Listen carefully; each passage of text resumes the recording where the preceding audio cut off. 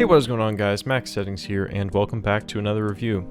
So in today's review, we are doing an IEM, the second IEM review I am doing here, and we are going to be taking a look at the Hifiman RE2000, and this one is the silver variant, and we'll explain what that means in just a minute. So these were sent out by Hifiman for my honest review. I am not paid in any way or influenced in any way to say anything. I'm just loaned these to give my honest opinion about them. So I just need to disclose that here at the beginning. But anyway, the RE2000 came out a couple years ago. Now it's been out for a few years. And the one thing we have to get out of the way right here at the beginning is the price. The RE2000 is a $2,000 pair of IEMs originally. And this is the RE2000 Silver, which is a little cheaper at $1,500. But for all intents and purposes, these things are $2,000 IEMs because a model that's pretty much the exact same thing originally sold for $2,000. So let's get things going here with some specs, and then we'll go over the build and all the included accessories and of course the sound. So these are a dynamic driver IEM completely. These are no balanced armatures or nothing like that, just a single dynamic driver of 9.2 millimeters. They have an impedance of 60 ohms, a sensitivity of 103 dB per milliwatt, and a frequency response of 5 to 20,000 hertz. So, starting things off here with build, these are not built like a $2,000 pair of IEMs. I've heard some $2,000 pairs of IEMs like the 64 Audio U12Ts or the TIA Trios, or the Sony IER Z1Rs, stuff like that. And those all have very nice construction, and even from other brands like Yomo or Yamo, however you say that, and a couple other brands. $2,000 IEMs are very well built, and a lot of times they're kind of artsy and pretty. And these are just a silver and black kind of square rectangle looking thing with the Hifiman logo and just plastic. And they don't feel premium at all. They don't feel like a $2,000 pair of IEMs would. And the same thing can be said about the cable. This is just a cheap, kind of generic feeling, rubbery, stiff, janky cable. In today's world, like, I know these are a couple years old now, but in today's world where, $50 tin T2s are coming with really nice cable, and even other Chi-Fi IEMs are coming with nice cables, this is not an acceptable cable for a $2,000 pair of IEMs. So yeah, the build on these things for their price point originally is definitely lacking. This is not $2,000 IEM build. And then as for the tips, these are just like a dual flange silicone tip, and pretty much all the tips are the same, just in different sizes. I think there's a triple flange if I remember correctly, but that is now a good time to get on into the box. So this is the box you get with the RE2000, at least the RE2000 Silver. And inside of it, you'll find 3 more boxes, I guess you would say, or 2 boxes in a case. So the one on the left, this is the box that your cable comes in. The cable will just be wrapped up and be inside this box, so nothing too interesting there. The box on the right is where you're going to find your tips. I'll pull them out here real quick for you. And in here you'll find your tip options. You see the other dual flange and the triple flange tips right here, triple flange and dual flange, and different sizes. And that'll be in this box right here. And then once I get this back in here, and then in the middle, you will find the case that the IEMs will be in when you get them. They will be in this metal case that says Hifiman on it. It's a pretty solid feeling metal case. The lid is kind of hard to get off. You really got to pry on it and it comes apart. But inside this case, the IEMs will fit right in. And here, I'll put one in there to show you. And it just, let's see, I think it just, yep, just sits in there somewhat like that. They just sit inside this case. Now, much like when we talked about the Sendy IA, the planar IEMs, this also is not a usable day-to-day carrying case. This is just a storage case for when you're just putting them away for a long period of time, because the cable cannot attach to them and then go inside this case. So you'd have to put the cable separately from the IEMs, and that's kind of annoying. So this is not a day-to-day kind of storage case by any means. So I'll put the lid back on, and then the one other thing that's included in the box here is some like rubber pieces you can put on the cable to have it hook around your ears. And we'll talk about that a little bit when we get into the build segment. So that's the box and the included accessories with the RE2000. Okay, so now let's talk about the difference real quick between the RE2000 and the RE2000 Silver. So the RE2000, when it originally came out, it was in a gold color, and it's a 24 karat gold plated IEM. So whatever they use for the finish or the paint on the plastic, on the regular RE2000, it's 24 karat gold is in the paint or whatever. The RE2000 Silver came out a little later, and it changed the gold paint for, I don't even think it's real silver, it's just silver paint, and it reduces the price $500, so these are $1,500. Although Hifiman doesn't claim anywhere that the sound is different between the two, so I have no reason to suspect it is. So that's basically the only difference between the RE2000 and the 2000 Silver, is just the paint is silver and $500 cheaper for not having 24 karat gold. Of note, as of the time of filming, if you do buy the regular RE2000 from Hifiman, they are including a player, which I don't know, you might like if you like Hifiman players. But so those is the differences between the 2000 and the 2000 Silver. And now as for fit and comfort, so I'll put up a little shot of how these fit in your ears on my little measuring rig so you can see how they fit. But these fit in kind of an untraditional way. So the connector actually angles forward, which seems kind of counterintuitive to me. So like this would be your right ear, and it goes in like just straight like that with the connector angling forward. And then you take the wire and loop it around the back of your ear like that, and you can put those rubber things on if you want. So that is how they fit. And honestly, the comfort on them is not bad. I was actually surprised. I wasn't expecting these to be comfortable given their shape, but these were actually surprisingly comfortable for me, and I could wear them for a decent amount of time with not too much discomfort. It did get to me after, I don't know, I'd say a little over an hour, because the back part of my ear, on my right ear, hits like this piece like right there, just slightly, and that kind of bothers me. It's not the most comfortable IEMs I've worn, but honestly not too bad. So comfort on the RE2000 is acceptable.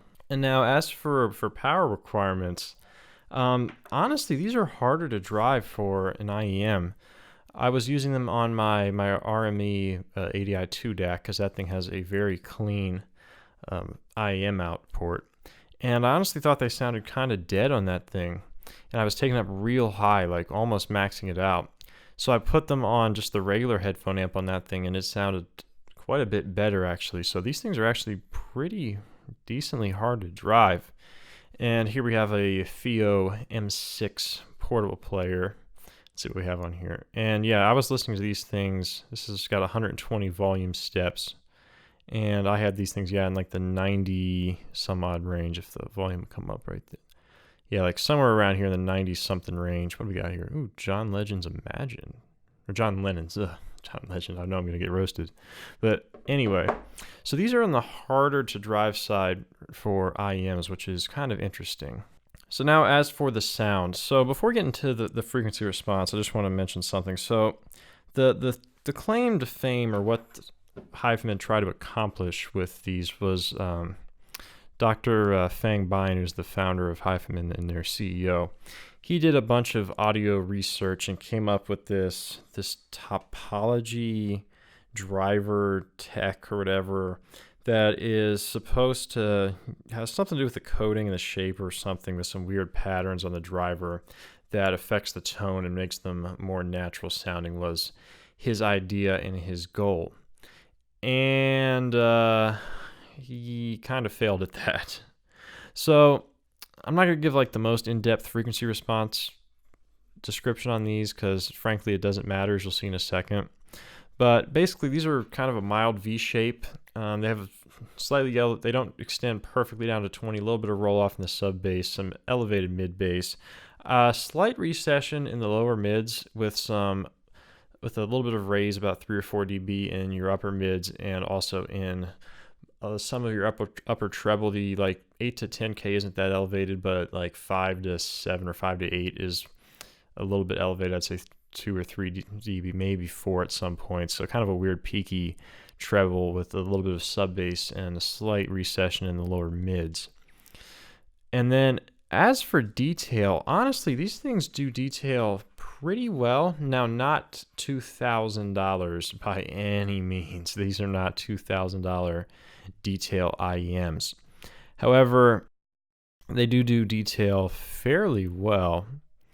And then let's see, soundstage on them is decent. They have okay stage for an IEM, not anything particularly crazy wide, but it is acceptable. Imaging is kind of subpar. It's there, but it's like meh. Let's see what else here. Okay, so now the problem with the Hifiman RE2000 is the timbre, or the tonality, wherever you want to put it. These things sound so unnatural, which is ironic because his goal was to try to make these things sound incredibly natural with his topology design. However, these things are probably the most unnatural sounding timbre I've heard. And in the Stax review, the Stax L700 review, I mentioned that those things have really unnatural timbre. And honestly, these things are worse. These things, and just everything from vocalists to instruments, just sounds so wrong and off. And sometimes it comes off as muddy. Like these things have decent macro dynamics, but not very good micro. So you have some pretty good bass impact. I think bass heads will actually like these a decent bit. And but just the timbre on these is just super off, and it just sounds so unnatural, and it really bugs me. Like really bugs me. And it seems that I'm not the only one with this opinion, because the prices on the RE2000 have come down quite a bit.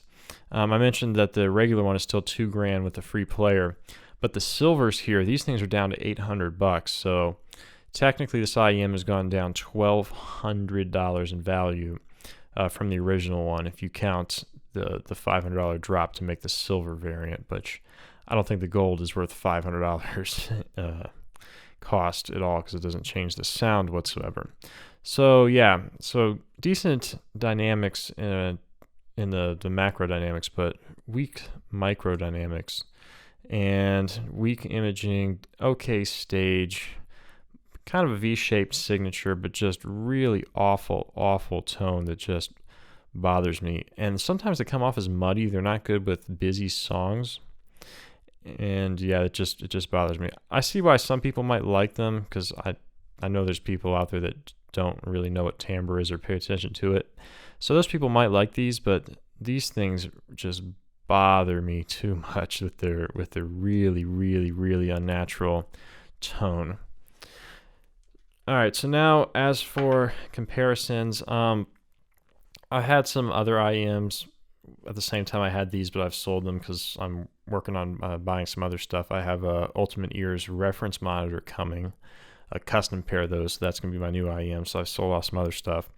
But other things I had around the same time. The FIO FH5 was my daily driver until I sold it. These things I think are definitely more detailed than the FH5 by a decent amount, but the tone on the FH5 is so much more natural. I would still just take it over the RE2000.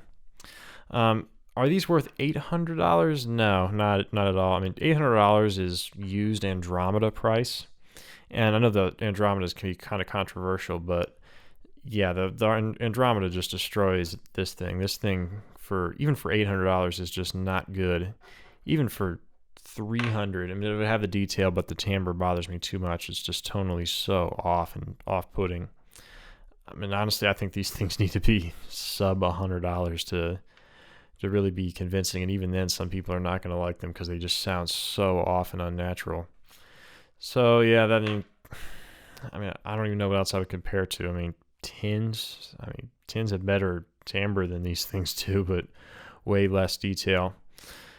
So I mean, I don't know. I just don't even know what you want me to say. So anyway, in conclusion here, the Hifiman RE2000 is not something I'm going to be able to recommend. The build quality even for $800 is just not there. Just plastic build with a junk cable, really awful tone. Detail's done well, but they're hard to drive, and there's just better options out there, especially in today's competitive IEM market with other Chinese brands making big waves in the market. Tin has been real popular, V-Sonic, and BGVP. Some people like KZ stuff, but there's a FIO, and there's a lot more players in the IEM market now than there were when the RE2000 came out. And even in the same price point, there's just better stuff. I mean, for $2,000, like I said, U12T, Z1R, TIA Trio, stuff like that. Just better options out there in the IEM game.